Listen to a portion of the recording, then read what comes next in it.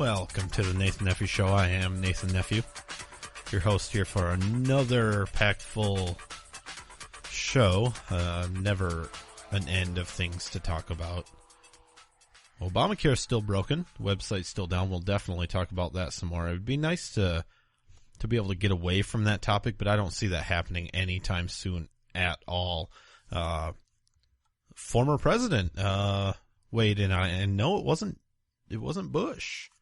It was a Democrat, and Democrats are running away from Obama in droves, it seems. We will get to that, but right now I believe, like we have been for the past several weeks, we're going to go through another section of the Constitution of the United States. We're up to Article 3, which is the article that lays out the powers of the judicial branch.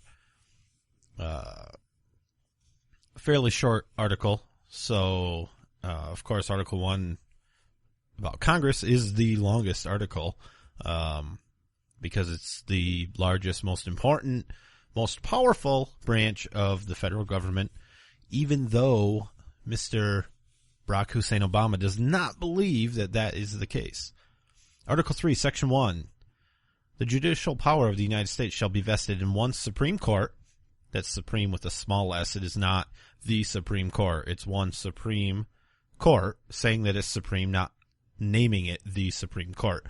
And in such inferior courts as Congress may from time to time ordain and establish. The judges both of the Supreme and inferior court shall hold office during good behavior, and shall, at stated times, receive for their services a compensation which shall not be diminished during their continuance in office. So, this sets up a Supreme Court and allows Congress to set up inferior courts whenever they want. And judges of Supreme Courts and those inferior federal courts are able to hold their office during good behavior. It doesn't say for life, but it doesn't set a specific term like we saw with vice president, president, senators, representatives. They can hold it up to the term of their life, as long as they are basically in good standing. They can be impeached, and they can resign at any time. And they receive a paycheck, and their paycheck cannot be reduced while they are in office. So you can give them a pay raise, but you cannot give them a pay cut. Section 2. The judicial power shall extend to all cases in law and equity arising under this Constitution, the laws of the United States, and treaties made or which shall be made under their authority, to all cases affecting ambassadors, other public ministers and consuls, to all cases of admiralty and maritime jurisdiction, so the Navy or matters at sea, to controversies to which the United States shall be party, to controversies between two or more states, between a state and citizens of another state, between citizens of different states, between citizens of the same state claiming lands under grants of different states, and between a state or the citizens thereof and foreign states' citizens or subjects. So, the federal judicial power covers anything covered under the Constitution, any discrepancies between two states, or between citizens of two states, or between citizens of one state and another state. So essentially across state lines, or between a citizen or a state and a foreign government, or a foreign citizen. So the federal court, the Supreme Court, or inferior courts that the Congress may decide to create have jurisdiction there. In all cases affecting ambassadors, other public ministers, and consuls, and those in which a state shall be party, the Supreme Court shall have original jurisdiction. In all other cases before mentioned, the Supreme Court shall have appellate jurisdiction, both as to law and fact, with such exceptions and under such regulations as Congress shall make. So, an ambassador, a public minister, a consul, or if a state is a party, the Supreme Court has original jurisdiction. in other cases, such as if the Navy or maritime jurisdiction or citizens of different states, the Supreme Court will have appellate jurisdiction. And, of course, Congress can restrict that appellate jurisdiction through regulation. The trial of all crimes, except in cases of impeachment, shall be by jury, and such trial shall be held in the state where the said crimes shall have been committed. But when not committed within any state, the trial shall be at such place or places as Congress may by law have directed. All crimes that fall under the jurisdiction of the Supreme Court or an inferior court created by Congress shall be, unless it's impeachment, a jury trial, and be held in the state where the crime was committed. Article 3, Section 3. Treason against the United States shall consist only in levying war against them or in adhering to their enemies, giving them aid and comfort. No person shall be convicted of treason unless on testimony of 2 witnesses to the same overt act or on confession in open court. Treason, waging war against the United States or giving aid and comfort to an enemy. Now, we would hear the argument that arming the Muslim Brotherhood or the Syrian so-called moderate rebels, which are not moderate, could be an act of treason. I'm not going to go there today, but that is some food for thought. The Congress shall have power to declare the punishment of treason, but no attainder of treason shall work corruption of blood or forfeiture except during the life of the person attainted. Congress gets to decide what the punishment is for treason, but punishment can't extend beyond the life of the person being punished.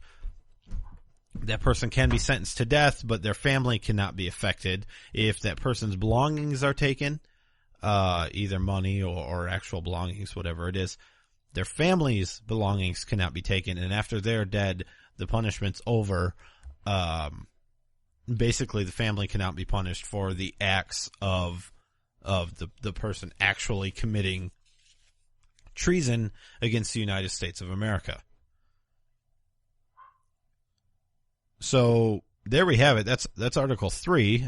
Sets up the Supreme Court, gives Congress power to create inferior courts, and determines what the jurisdiction is of the Supreme Court, and punishment. It defines treason and says Congress gets to decide what the punishment is for treason. Pretty simple. We'll move on to Article 4 next week. Some of that I don't know if we'll get through the entire article. The copy I have is right here. So we will try to get through Article 4 next week, but I'm not sure if we will. I'm going to take a quick break. It's kind of early for a break, but I have a lot to talk about. Probably going to spend the rest of the time talking about Obamacare, so hopefully you're ready for that. But, of course, that is the big news, and, of course, it is still broken. I will be right back.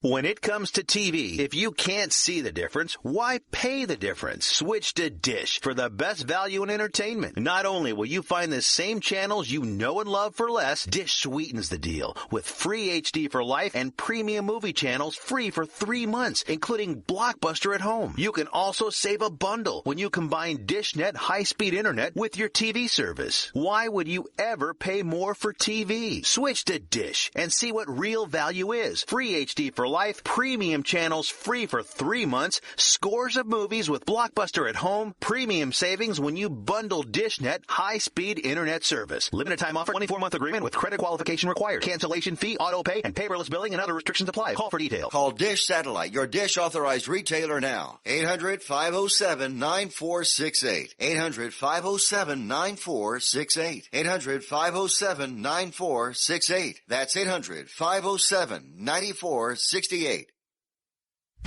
Red State Talk Radio is All American Talk Radio.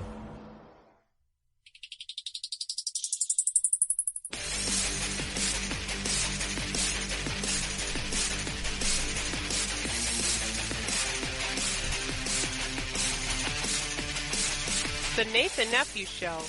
Somewhat unique. Somewhat unique? Yes, somewhat unique.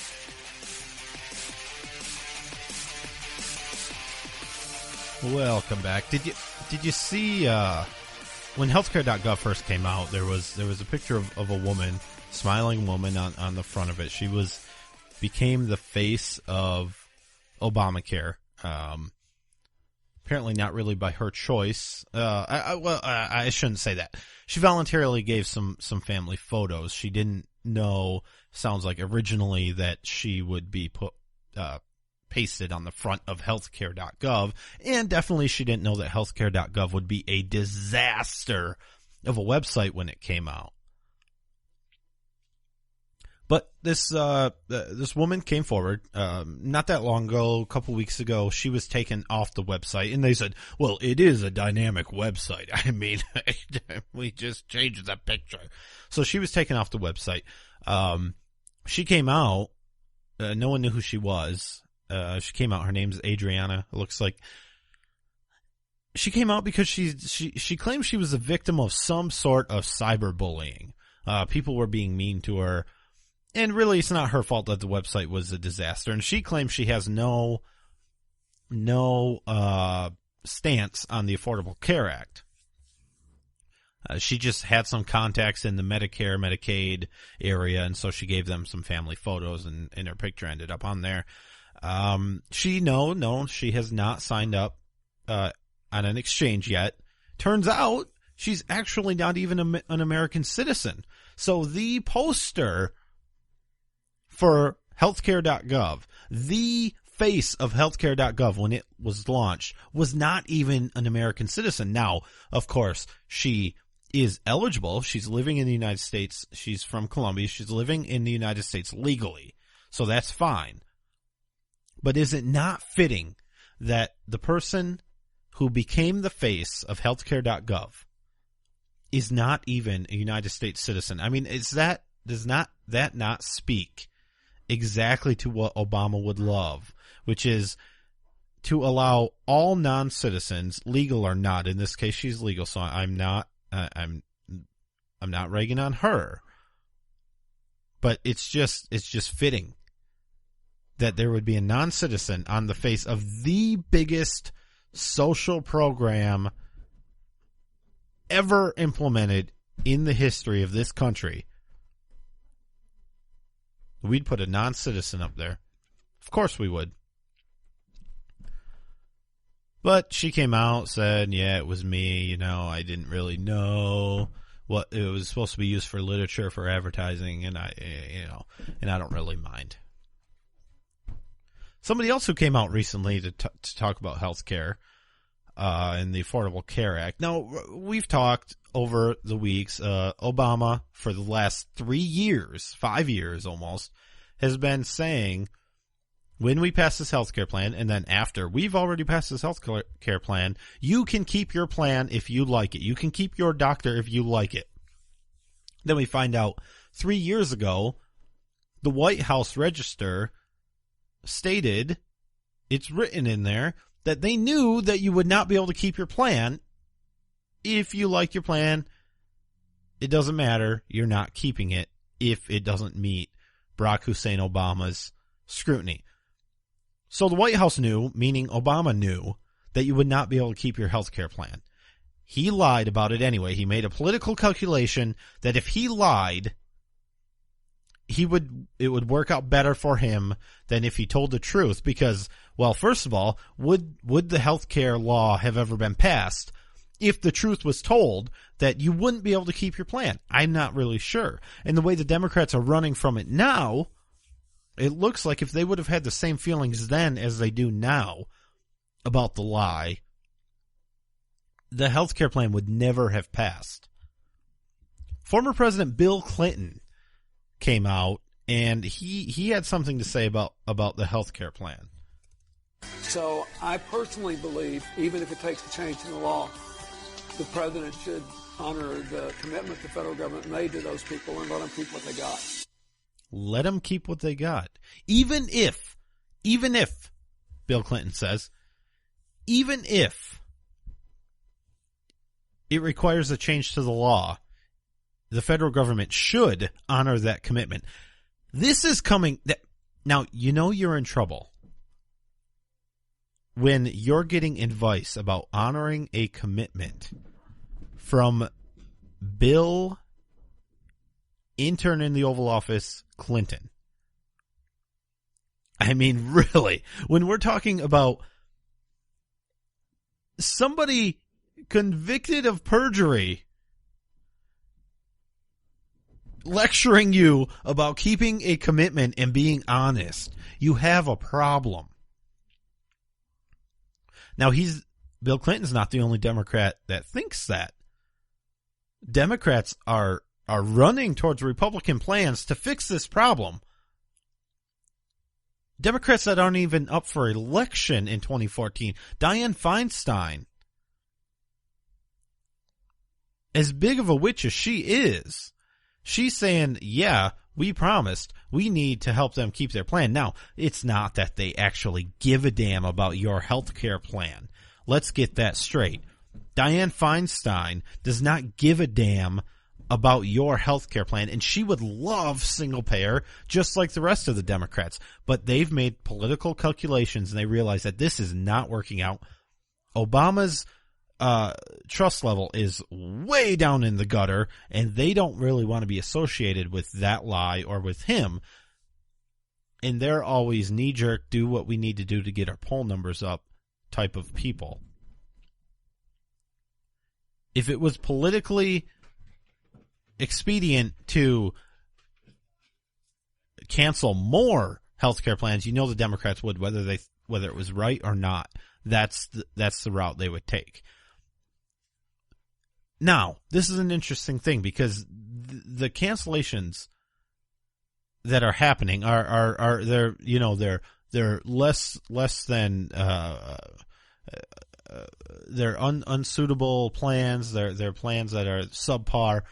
This was a law that was passed separate from the Affordable Care Act, and Democrats completely overwhelmingly voted for this plan that caused all these cancellations. When the Republicans tried to fix it, Democrats overwhelmingly, including Dianne Feinstein, rejected the plan that would have fixed this before it became a huge disaster. And now the Democrats have run and say, well, maybe we should support your plan, and maybe we should fix this problem and reinstate these canceled plans. Now, that's my question. How in the hell? These insurance companies, 5 million plans have already been canceled. And now remember, a plan being canceled does not necessarily mean one person losing their health insurance. A lot of those are family plans. And furthermore, this is just the individual market. This is the market for people who do not get health care from their employer. That's coming next year. This is just the small percentage of Americans that are buying insurance on their own and not getting it through the government and not getting it through an employer. Next year, I think starting in January, is when the employer market, those of us that get health insurance from our job, from the place we work, that's when we'll get hit next year. We haven't seen the real bad premium increases. We haven't seen the cancellations quite yet. We haven't seen our employers, at least in mass, canceling the healthcare program because it's cheaper for them to just pay the penalty, the tax, than to keep the health care, because they're going to have to, they're offering you a plan that works for you and works for everybody, works for the company, keeps them in business, keeps you employed. But, the coverage isn't, they don't have coverage for abortion, and so that doesn't meet Obama's scrutiny.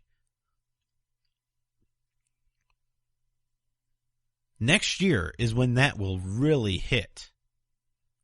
Now, these plans have already been canceled in the individual market. Let's say that Congress decides they will pass a law, Obama signs a law that says, we're going to fix this problem if you lost your insurance. Insurance companies, you have to reinstate these insurance policies. Well, these insurance companies have already written premiums for 2014. It's not that easy for them to just reinstate these policies. They've already rewritten these policies. These policies that people held are already gone. They're canceled. And you think about how the glitches with Obamacare, with HealthCare.gov. Imagine the IT work that these insurance companies, and I know I've been there, would have to do to just spin on a dime, and these policies that they canceled, the systems that they've rewritten to be in line with the Affordable Care Act. Now all of a sudden they have to undo that. They have to reinstate these policies. And what? Do they reinstate them only to the people that had them before? Or do they sell these policies to anybody who wants to buy them in 2014? It's just not the way that the free market works. It's not the way the insurance industry works. The government has no clue how the insurance industry works, and they're just trying, well, let's just try things. We need to see what's in it, and we'll just pass these laws and make changes, and if it doesn't work, we'll just make another change. Who cares about the money that the insurance companies are losing? Who cares? And you think if the insurance companies are given the option to reinstate these subpar, cheap plans that they're going to? Because they're rightly happy to cancel these plans because they're, in theory, guaranteed to sell a more expensive plan, because the person they cancel is going to go to a healthcare exchange and be forced to purchase a more expensive plan from that insurance company. And that's why these insurance companies, who they're not evil, they just are in business for profit, like all businesses, which is what creates good products, is competition for profit. They supported the healthcare plan because they were very short-sighted, and they saw that they would have an influx of new customers. People would be forced to buy their products, and what better for a company than for your product to be mandated by the government? If you're making a widget and the federal government says everybody must buy 2 widgets, that is really good for widget manufacturers. Now, long term, that's not sustainable. But short term, that money looks good. Now, the only real way I can see to fix this, repeal Obamacare. That's the real way to fix it. But the only thing I can think that would make any sense if we're not going to repeal Obamacare, I mean, I don't like this. I'm not advocating. I'm just throwing out a prediction. Delay the entire thing so people can purchase these cheap insurance plans and spend a year getting it right, or 2 years or 5 years or infinity. Hopefully we can just delay this forever. And give everybody a waiver. That would be great. But I don't think there's that. You can't put the genie back in the bottle. These plans are canceled, and I think what we need to do is in 2014, we need to remember that every single Democrat in Congress voted to cause these health care plans to be canceled. Every one of them voted against fixing this problem before they realized it was a political disaster for them. And we need to remember that. Even if now they come through and pass some bill that they think is going to fix this, we need to remember that they had the chance before now to fix this problem, and they did not. They did not act to fix the problem. We need to remember that in 2014. We need to remember that in 2016. When Hillary Clinton's running, we need to remember that she is in favor of a single-payer system. Now, let's not forget that this is going as planned. The point of the Affordable Care Act is a stepping stone, and Obama has said so. You're not going to get to single-payer, which means everybody on Medicare. You're not going to get single payer in one fell swoop. You're going to have to take steps. Obamacare is a step. It's let's put everybody into government exchanges. Let's get everything a bit more centralized. And since it is a disaster, that's fine. Let people hate it. Let it not work out for anybody. And the only option, because you can't undo it, The only option is to go to single payer. It's to get rid of these evil insurance companies that are canceling your plans, and everybody gets one plan. It's paid for by everybody, and everybody's covered. That's the next logical step, and that is the goal of Democrats. And don't mistake their fake, oh, we want to help you, we want to fix this garbage, for compassion or for some, light bulb going off in their head, and that they're actually trying to do the right thing, because that is just not the case. It's all the time I have, though. Stay tuned in. Red State Talk Radio, NathanNephew.com. Look me up on Facebook. Send me an email, talk@NathanNephew.com. I've gotten a few. I enjoyed them. I appreciate the feedback. I'm looking for more. If you have any questions, any topics, suggestions, any suggestions on what I could do better, what I could do worse if I'm doing something too well, I like to hear that too. So see you next week.